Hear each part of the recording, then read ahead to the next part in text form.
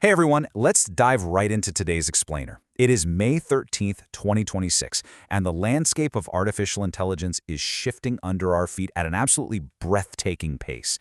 We are watching a rapid evolution unfold across the entire AI ecosystem today, literally from the software minds we talk to all the way down to the physical silicon powering them.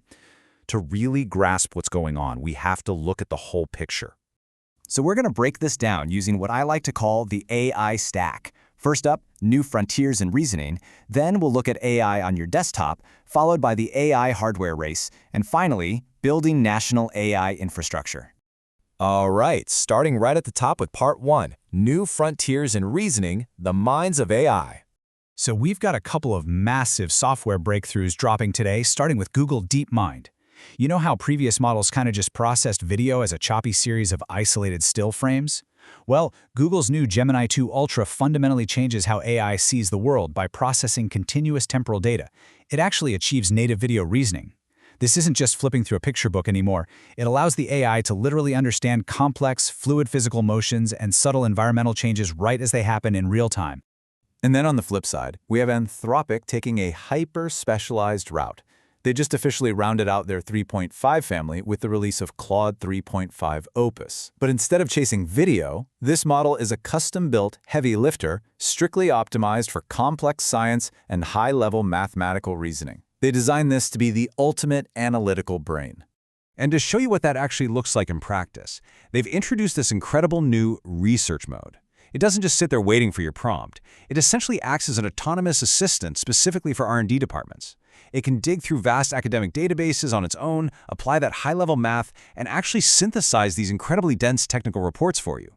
It's basically like having a tireless postdoctoral researcher living right in your server.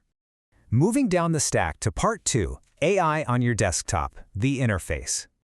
Okay, so the big story here is OpenAI bringing all this brainpower straight to your personal workspace. They just launched a dedicated desktop application across macOS and Windows. Obviously, this is a direct head-to-head competitor to Microsoft's Windows Copilot. But the standout feature, the thing you really need to pay attention to, is this new shared screen mode. Let's actually walk through how this workflow operates. Step 1. The assistant monitors exactly what you're doing in your active window, whether you're coding or designing. Step 2, it jumps in with real-time suggestions, literally debugging errors on the fly. And Step 3, it handles all those tedious file management tasks. So it completely transitions from being just a passive chat box into an active, real-time collaborator living directly on your machine. But, that brings us to the million-dollar question. With software getting this incredibly complex, processing continuous video, or constantly watching your screen for real-time collaboration, what physically powers all these incredible new tools?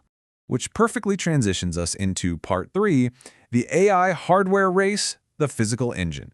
100 plus TOPS. That staggering number stands for over 100 trillion operations per second. That is the capability of the massively upgraded Neural Processing Unit, or NPU, inside Intel's upcoming Lunar Lake architecture. Just think about that for a second. Trillions of operations, every single second, happening locally right there on a chip designed for your personal computer. And the so what here is absolutely crucial.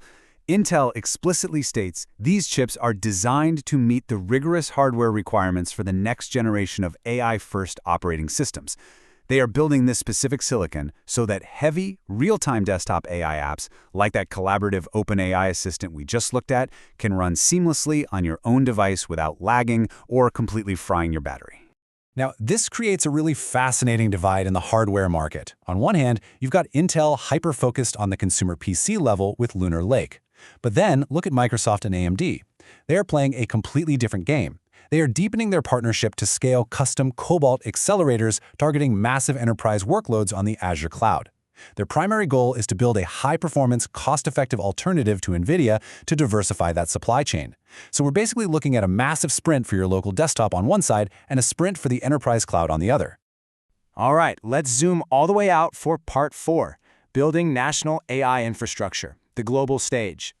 Because guys, this is no longer just about tech companies. We are talking about sovereign nations now. The Japanese government just announced a massive $5 billion subsidy package, and this immense funding is totally dedicated to building several new, state-of-the-art, high-performance computing centers right inside their own borders.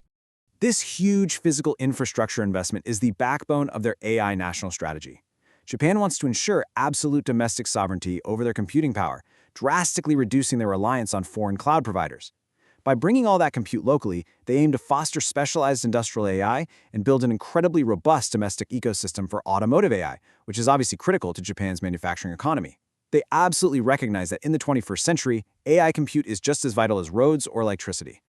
So, as we wrap up today's explainer, I'll leave you with this final, provocative thought to chew on. We've seen how the AI stack connects absolutely everything. We've seen software get unbelievably smart and move right onto our personal desktops. But as these tools demand vastly more physical power, from 100 TOPS chips in our laptops all the way up to $5 billion national grids, who is ultimately going to control the physical future of computing? Are we truly prepared for the geopolitical battle over the very engines of our future? Really appreciate you joining me to break all this down today. Keep learning, keep questioning, and I'll see you in the next explainer.